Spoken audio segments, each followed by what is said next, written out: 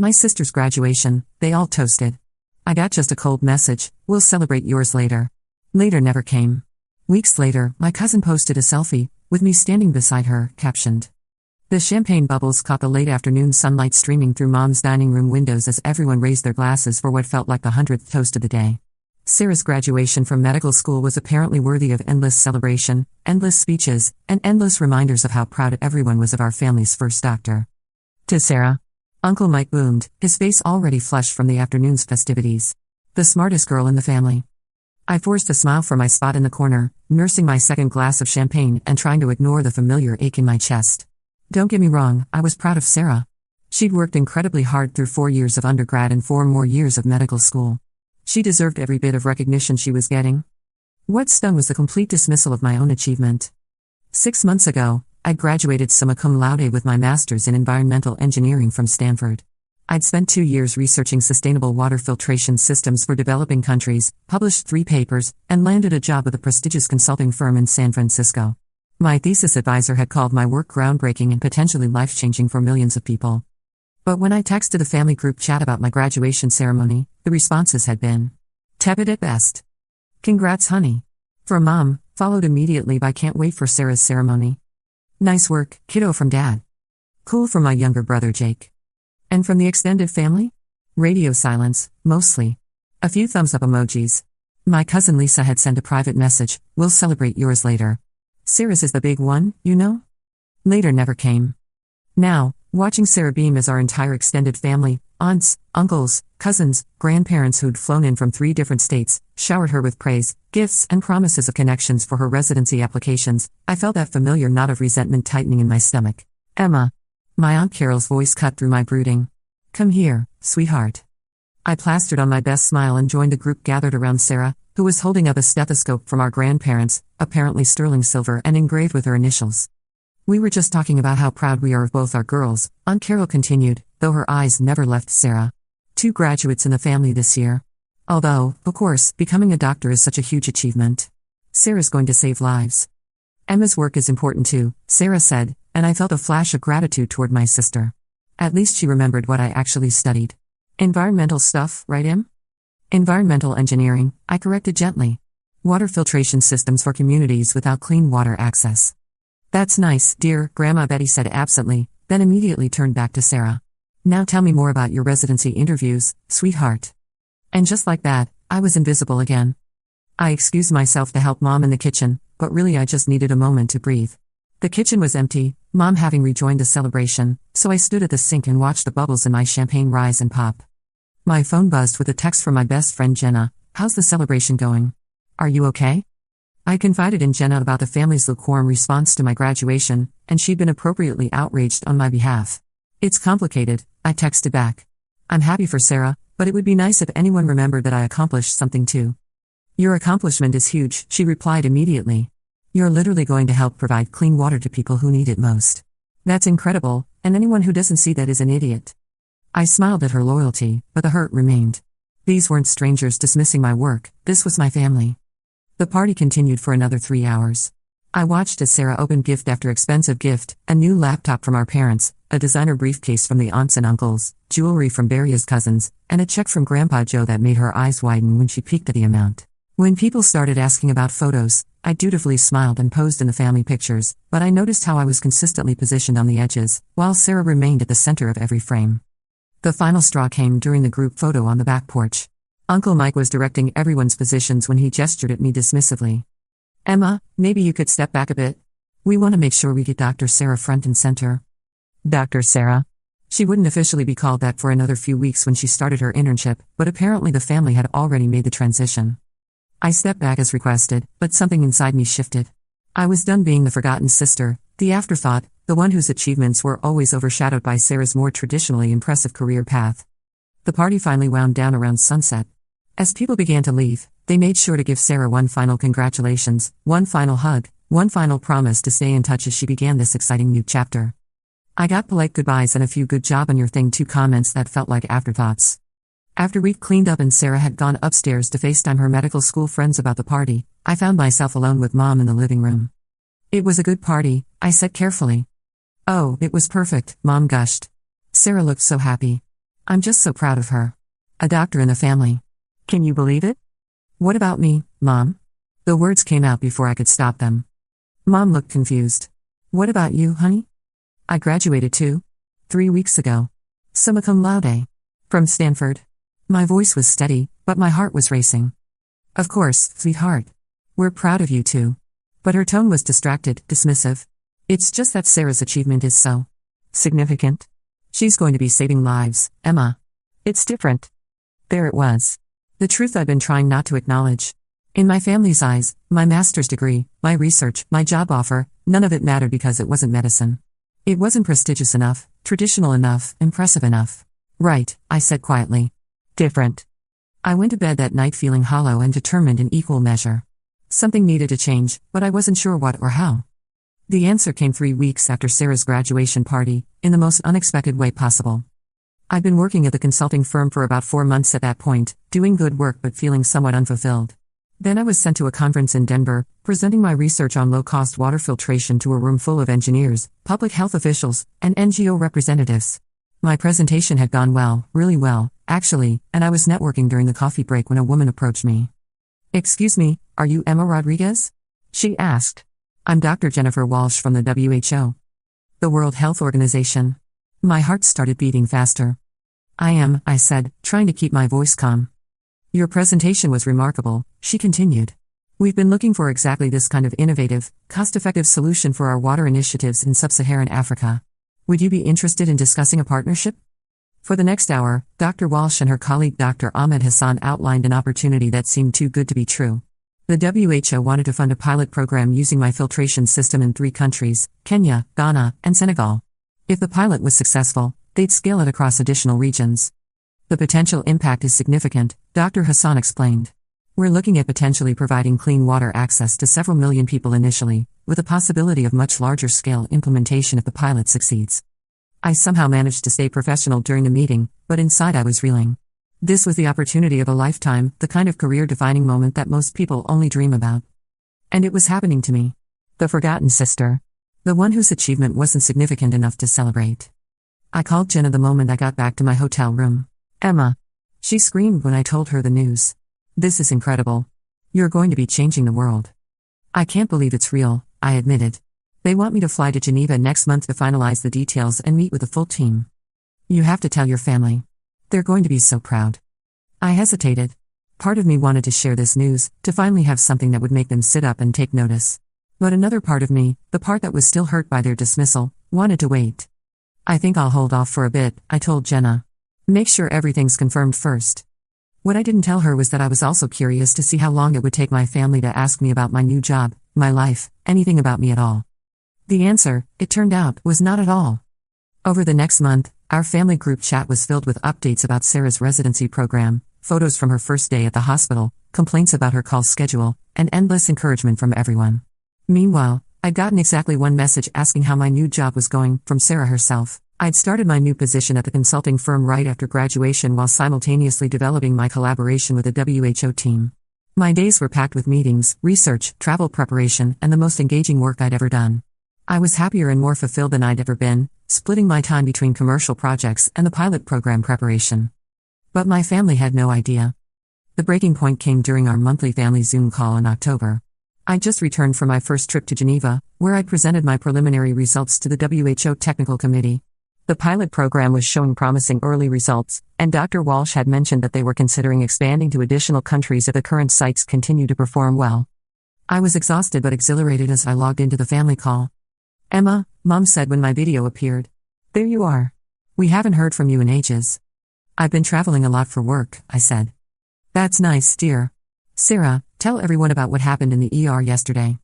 And just like that, the conversation shifted to Sarah's latest medical drama, a difficult patient, and her supervising physician's praise. I listened with half an ear while checking emails from my team in Nairobi. "Emma, you're awfully quiet," Dad commented at one point. "Just tired," I said. "Work's been intense." "Well, that's good," he replied absently. "Sarah, what were you saying about your rotation schedule?" When the call ended an hour later, I realized that despite being on camera for the entire time, no one had asked me a single follow-up question about my work, my travels, or my life. That's when I decided it was time for a little experiment. My cousin Lisa had always been the family's social media queen, documenting every family event, every milestone, every gathering with carefully curated posts that generated dozens of likes and comments. She was also someone who prided herself on being in the know about everyone's business. Lisa lived in San Francisco, about 20 minutes from my office. She'd mentioned several times that we should grab lunch, but somehow we never did. She was always too busy, or I was traveling, or Sarah was visiting and took priority. But now I had an idea. I reached out to Lisa and suggested we meet for coffee that weekend. She seemed surprised but pleased. "I'd love to catch up." She texted back. "I feel like I never see you anymore." We met at a trendy cafe in the Mission District on Saturday afternoon. Lisa arrived with her phone already in hand, taking photos of her latte for her Instagram story. "Emma, you look great," she said, giving me a quick hug.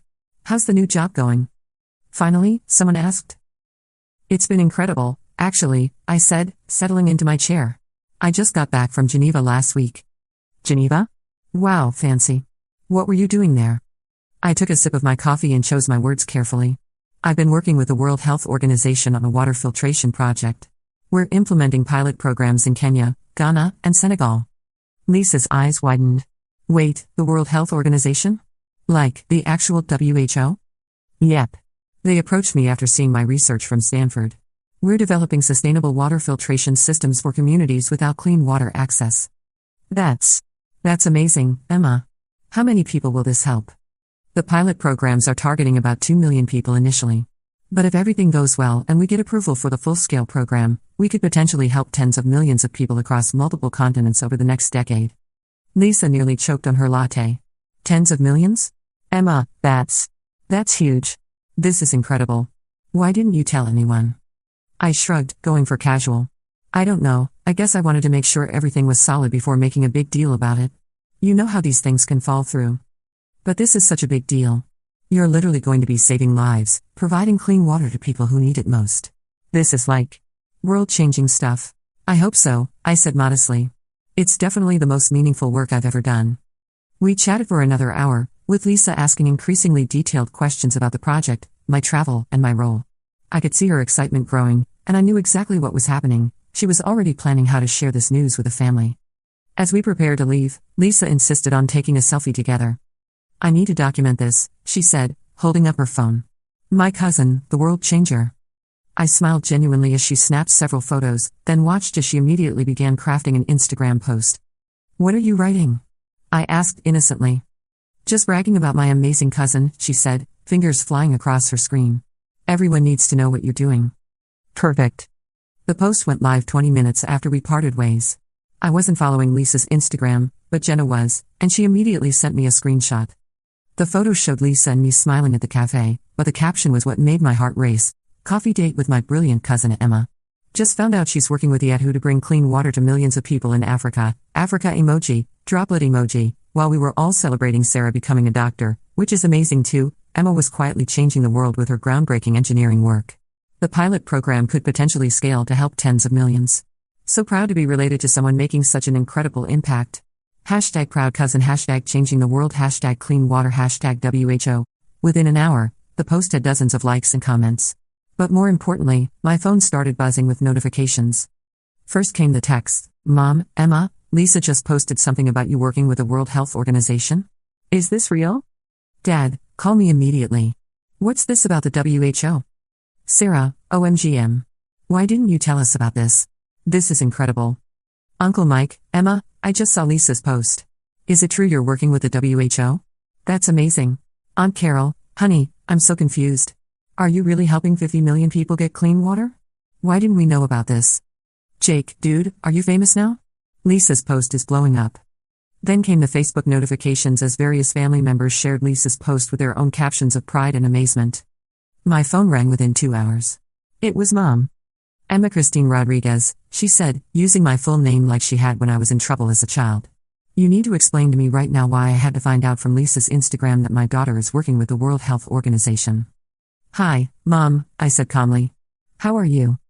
"Don't how are you me, young lady. I want to know everything. Start from the beginning." So I did. I told her about the conference, about Dr. Walsh approaching me, about the Geneva meetings, about the pilot programs, about the early promising results and the potential to scale across multiple continents if everything continued to go well. With each detail, I could hear her amazement growing. Emma, this is incredible. This is huge. Why didn't you tell us? I tried to, Mom. Remember at Sarah's graduation party when I mentioned my environmental work? Aunt Carol said it was niece and then immediately changed the subject back to Sarah. And I did tell you about getting the job at the consulting firm, but no one really asked about what the work involved. There was silence on the other end of the line. And at the family Zoom calls, I continued, everyone's always so focused on Sarah's residency stories that there's never really space to talk about anything else. Plus, the WHO partnership is still relatively new. I didn't want to announce it until I was sure it was going to work out. But Emma, this is the World Health Organization. This is you helping 50 million people. This is what, Mom? Another pause. This is the kind of thing we should have celebrated. Yes, I said quietly. It is. Over the next few days, my phone didn't stop ringing. Every family member who had barely acknowledged my Stanford graduation was suddenly calling to congratulate me, to express their amazement, to ask why I hadn't told them sooner. Grandpa Joe called to tell me he was more proud than words could express and wanted to know if there was anything he could do to help. Grandma Betty sent a card with a handwritten note about how she'd always known I was destined for great things. Uncle Mike left a voicemail saying he'd been bragging about me to all his golf buddies. The irony wasn't lost on me. These were the same people who had dismissed my environmental stuff just months earlier. The most interesting call came from Aunt Carol. Emma, honey, she said, her voice unusually subdued. I owe you an apology. You don't need to, I started. Yes, I do. I've been thinking about what I said at Sarah's party, about your work being nice. I had no idea what you were actually doing, and I should have asked. I should have been interested. I should have celebrated your graduation properly. Thank you, I said, and I meant it. It's just that when someone says environmental engineering, I think about, I don't know, testing soil or something. I had no idea you were developing life-saving technology. I'm sorry I dismissed something so important. But not every conversation was as straightforward as Aunt Carol's apology. Some family members seemed to struggle with a sudden shift in my status from quiet, smart Emma to Emma who's working with the World Health Organization. My cousin Mark called a few days after Lisa's post went viral in our family's circles. Mark had always been the golden boy on Dad's side of the family, star athlete in high school, successful in real estate, married to his college sweetheart with 2 picture-perfect kids. He'd never been unkind to me, but he'd also never shown much interest in what I was doing. So, Emma, he said after the initial congratulations, this WHO thing. It's really as big as Lisa made it sound? It's a significant opportunity, I replied carefully. I could hear something in his tone that I couldn't quite place. I mean, 50 million people. That seems like a pretty big number to throw around. Are you sure that's accurate? There it was. Doubt. He was questioning whether I was being truthful about the scope of my work. Mark, I'm working directly with Dr. Jennifer Walsh, who heads the WHO's Water, Sanitation and Hygiene Program. The 50 million figure comes from their demographic analysis of the regions we're targeting. I can send you the official documentation if you'd like. No, I'm not saying you're lying, he backtracked quickly. It's hard to believe that our Emma is suddenly working on something so international. Our Emma. As if I'd been frozen in time as the quiet 12-year-old who preferred books to family gatherings. I've been working toward this for years, Mark. My master's thesis was on sustainable water filtration. I published papers on it. Stanford isn't exactly community college. Right, of course. I just meant, well, you've always been so modest about everything. If I was working with the WHO, I'd be shouting it from the rooftops. And there was the real issue. In Mark's mind, truly important achievements came with fanfare and self-promotion. Because I hadn't been broadcasting my success, he'd assumed it wasn't worth broadcasting. I prefer to let the work speak for itself, I said. Yeah, well, maybe you should speak for yourself a little more. None of us had any idea you were doing anything this impressive. After I hung up, I found myself reflecting on that conversation. Mark wasn't wrong, I had been modest to a fault. But his suggestion that I should have been more self-promotional missed the point entirely. I shouldn't have needed to shout my achievements from the rooftops to get basic respect and interest from my own family. The conversation that really threw me came from my grandmother's sister, Great Aunt Helen, who called me from Florida where she'd retired. Emma, dear, she began in her tremulous voice, I saw the pictures that Lisa posted, and I have to ask you something. Of course, Aunt Helen. What is it? Are you sure you're not exaggerating about this water project? I mean, 50 million people sounds like an awfully big number for one person to help. I took a deep breath. Aunt Helen, I'm not working alone. I'm part of a larger team at the WHO, and my consulting firm is also involved. My contribution is the filtration technology itself and the technical implementation strategy, but there are dozens of people involved in funding, logistics, community outreach, and program management. Oh, she said, sounding almost disappointed. So you're not really in charge of the whole thing? I'm the lead engineer for the technology development, which means, it's just that Lisa made it sound like you were single-handedly saving all these people. If you're just part of a team, well, that's different, isn't it? I felt my jaw clench. Aunt Helen, most major humanitarian efforts are team efforts. That doesn't make individual contributions less significant. Besides, the core technology that makes this whole program possible came from my research at Stanford. Of course not, dear. I just don't want the family getting too excited if this isn't as big as we thought. After I hung up, I sat in my apartment feeling frustrated and oddly deflated.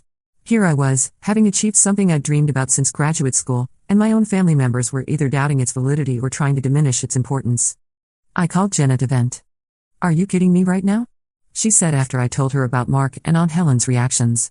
Emma, you're working with a freaking World Health Organization on a project that could change millions of lives, and your family is worried you might be exaggerating? I think some of them are having trouble reconciling their image of me with what I'm actually accomplishing, I said. Their image of you? What image is that? You know, quiet Emma, modest Emma, the one who never makes a fuss about anything. The one who lets Sarah be the star of the family. Well, maybe it's time to update that image, Jenna said firmly. You've been letting people underestimate you for so long that now they can't believe you when you tell them the truth about what you've achieved. She was right, but the realization was unsettling.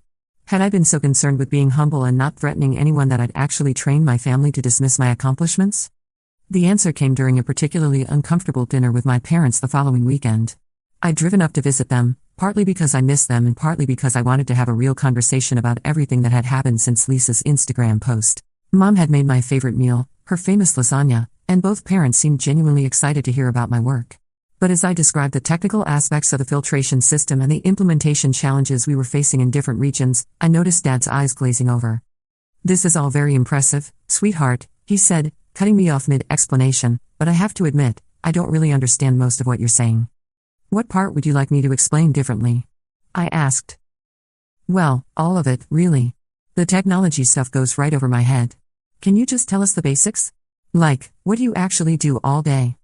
I looked at my parents, really looked at them, and realized something that should have been obvious years ago. They had never actually tried to understand my work. Not in college, not in graduate school, not now. They'd been content to smile and nod and assume that whatever I was doing was fine, but they'd never invested the mental energy to actually comprehend what my career involved. Dad, I said slowly, do you understand what Sarah does all day at the hospital? Of course, he replied immediately. She sees patients, diagnoses illnesses, treats people who are sick. She saves lives. And you understand that because you've asked her about it, right? You've listened when she's explained medical procedures, you've learned the terminology, you've shown interest in her cases. Well, yes. It's important to understand what your daughter does for a living. The irony was so thick I could have cut it with a knife. Dad, I've been trying to explain my work to you for years. Every time I mention water filtration systems or sustainable technology or community implementation, you tune out because it sounds too technical. But Sarah talks about medical procedures that are just as complex, and you make an effort to follow along. My parents exchanged glances. That's different, Mom said weakly. How is it different? Another long pause. Medical stuff affects us directly, Dad said finally. We might need a doctor someday. But water filtration? That's something that happens far away, to people we don't know. And there it was. The real reason my family had dismissed my work for so long. It wasn't that engineering was inherently less important than medicine, it was that my specific type of engineering helped people they couldn't relate to, in places they'd never been, solving problems they'd never experienced. Sarah's work was immediate, relatable, and directly relevant to their lives. My work was abstract, distant, and seemed irrelevant to their day-to-day existence. Dad, I realize now that I could have been clearer about the potential applications of my work. But when I mentioned developing water filtration systems, I was talking about technology that could literally save lives by preventing waterborne diseases. The fact that it's happening in other countries doesn't make it less important. He looked uncomfortable. I'm not saying one is better than the other. No, but you're saying one is more worth your attention than the other. And you've been saying that my entire adult life. The dinner continued, but the conversation had shifted into more careful, apologetic territory. My parents clearly hadn't realized how their differential treatment had affected me, and they were struggling to process the idea that their quiet daughter had been doing world-changing work while they weren't paying attention. Over the next few weeks, I noticed a pattern in how different family members were responding to the news about my work. The reactions seemed to fall into several categories. First, there were the genuinely apologetic ones, like Aunt Carol and my parents, who recognized that they'd failed to show proper interest and were making real efforts to understand and support me now. Second, there were the doubters, like Mark and Aunt Helen, who seemed unable to believe that modest, unassuming Emma could be involved in something so significant. Third, there were the ones who tried to claim they'd always known I was destined for great things. Uncle Dave fell into this category, calling me up to tell me he'd always known I was special and had always believed I would do something important with my life. "I remember when you were little," he said during one particularly cringy phone call, "you were always so smart, always asking questions about how things worked. I told your mother back then that you were going to be a scientist." The revisionist history was almost insulting. Uncle Dave had barely acknowledged my existence at family gatherings, let alone predicted my future success. But the fourth category was the most interesting: family members who seemed to be experiencing genuine cognitive dissonance as they tried to reconcile their previous dismissal of my work with its actual significance. My cousin Jennifer fell into this group. She called me about a month after Lisa's post, and the conversation was fascinating in its awkwardness. "Emma, I've been thinking about what you're doing with the water thing," she began. "The WHO partnership?" I clarified. "Right, that. And I have to ask, why didn't you tell us it was such a big deal?" "Jennifer, I did tell you. At Sarah's graduation party, remember? You asked what I was doing for work, and I explained that I was developing water filtration systems for communities without clean water access." "Right, but you didn't say it was for the World Health Organization." "Because it wasn't, at that point. The WHO reached out to me after seeing my research. But the work itself, the technology, the goal of helping people get clean water, that was always the same." But you made it sound so casual. Like it was just a regular job?" "Jennifer, what would have been different if I'd said I'm hoping to eventually work with international organizations on water access issues? Would you have been more interested?" She was quiet for a long moment. "I think I would have," she admitted. "I think we all would have." And that was the heart of the matter. My family hadn't dismissed my work because they thought engineering was less important than medicine. They dismissed it because I hadn't packaged it in a way that immediately signaled its importance to them.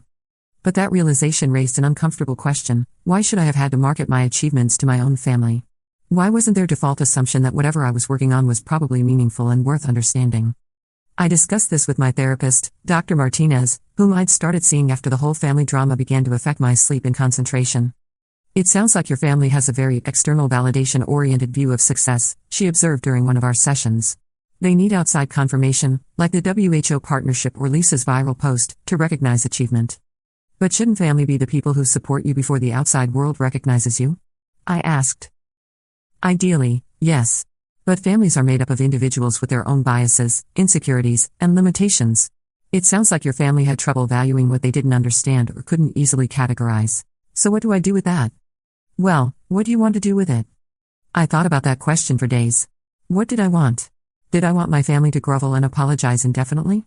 Did I want to hold their previous dismissal over their heads forever? Did I want to cut them off entirely? None of those options felt right.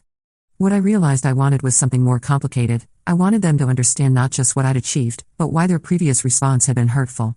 I wanted them to recognize the pattern of behavior that had led to this situation, so it wouldn't happen again, to me or to anyone else in the family. But mostly, I wanted to move forward in a way that felt authentic and healthy for everyone involved. This conversation was repeated, in various forms, with almost every family member. They all had excuses. They didn't understand what environmental engineering meant. They thought my work was less urgent than medical work. They assumed I would have told them if it was really important. But the truth was simpler: they hadn't bothered to ask. The dynamic in our family shifted almost overnight. Suddenly, I was the one everyone wanted updates from. My work travel became a source of fascination rather than something to gloss over. When I mentioned upcoming trips to Nairobi or Accra, people wanted to know everything: what the conditions were like, how the filtration systems were performing, what the community's reactions had been. Sarah, to her credit, seemed genuinely thrilled about my success.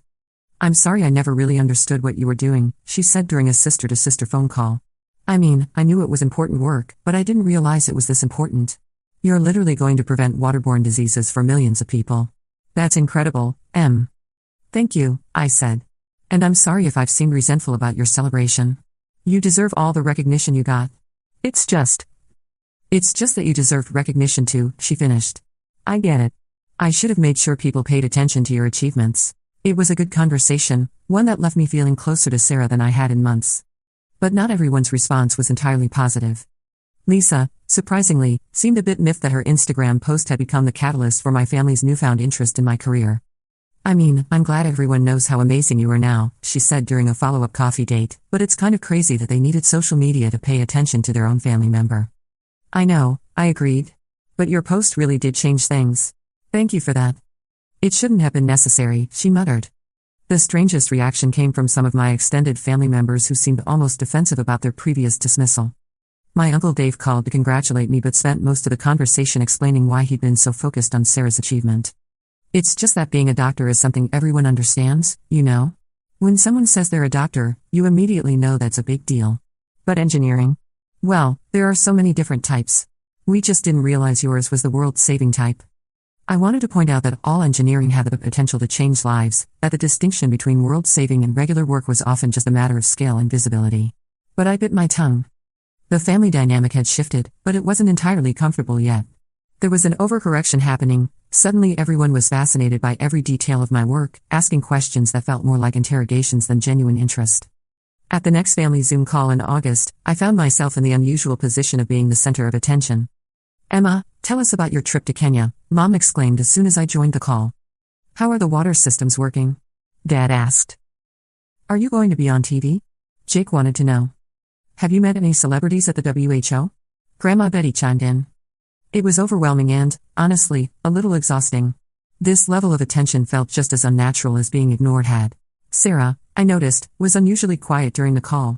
When someone finally asked her about her residency, she gave brief, subdued answers. After the family call ended, she texted me privately, "Can we talk?" I called her back immediately. "I'm happy for you, Em, I really am," she started, "but this is weird, isn't it? It's like the family has completely flipped.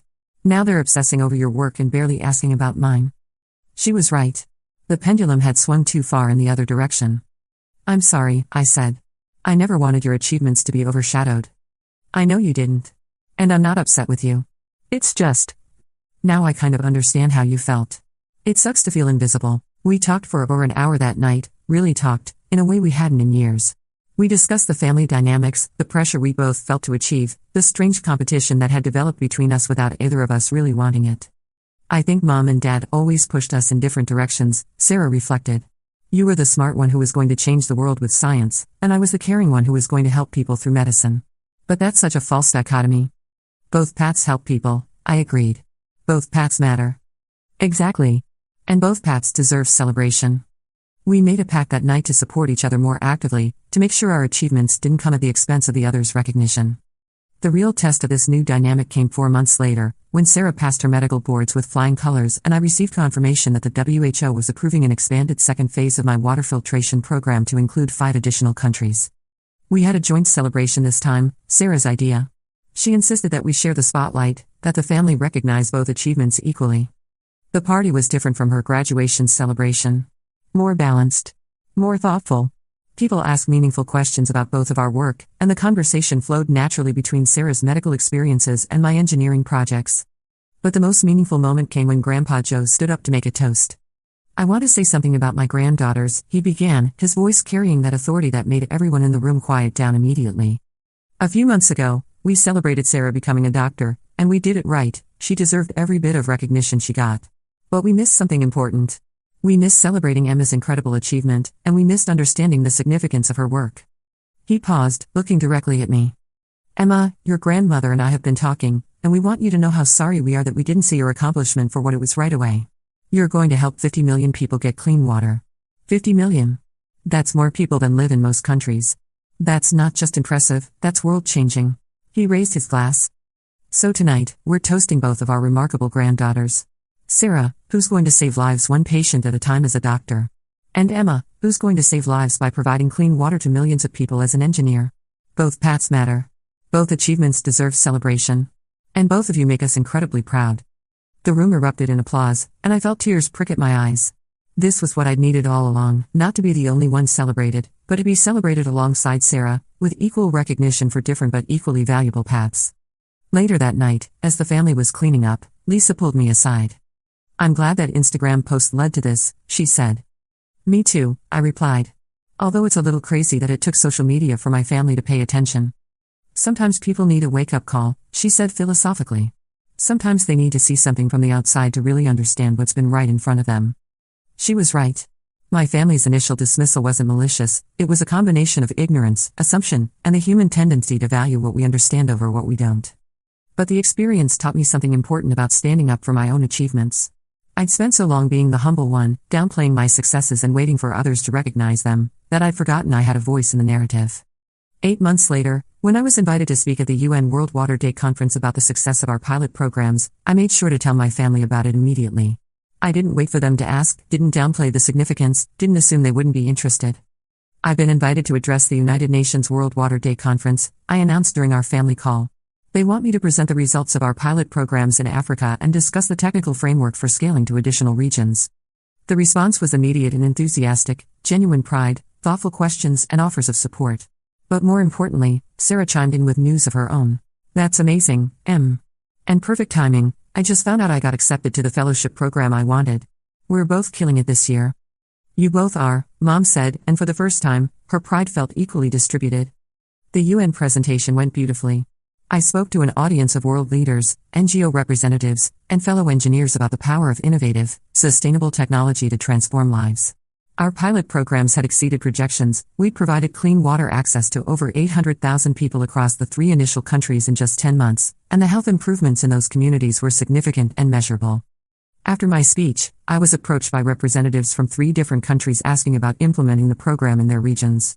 The WHO team was already discussing expansion to Southeast Asia and South America. But the moment that meant the most to me came when I checked my phone after the presentation and found dozens of messages from my family. They'd all watched the live stream, and their pride was unmistakable. The message that made me smile the most was from Sarah. Just watch my sister address the freaking United Nations. I'm definitely the less famous Rodriguez sister now, and I couldn't be happier about it. So proud of you, Em. And the message that moved me the most was from Mom. Emma, I watched your speech 3 times. I'm so sorry it took me so long to understand what you were doing. You're changing the world, sweetheart, and I'm so proud to be your mother. But perhaps the most satisfying message came from Lisa, along with a screenshot of her latest Instagram post, a photo of me at the UN podium with a caption, "Still can't believe this is my cousin." From overlooked family member to UN speaker in less than 2 years. Sometimes the quiet ones are changing the world while everyone else is making noise. Emma's water filtration technology is now being implemented in 8 countries and has helped nearly 1 million people get access to clean water. #ProudCousin, #UN, #changing the world, #quiet revolution. The post had hundreds of likes and comments, many from extended family members and family friends expressing their amazement and pride. But more importantly, it represented something that had fundamentally changed in my family's dynamic. I was no longer the forgotten sister, the afterthought, the one whose achievements were overshadowed. I was Emma Rodriguez, the engineer who brought clean water to millions, the woman who addressed the United Nations, the family member whose quiet work was louder than anyone had realized. The revenge hadn't been intentional, but it was complete. Not through malice or spite, but through the simple act of continuing to do meaningful work and eventually refusing to let that work go unrecognized. Sometimes the best revenge isn't getting back at people who've wronged you, it's proving them wrong by succeeding so spectacularly that they have no choice but to pay attention. And sometimes, if you're lucky, that success can actually bring your family closer together rather than drive you apart. Looking back now, I'm almost grateful for that cold dismissal at Sarah's graduation party.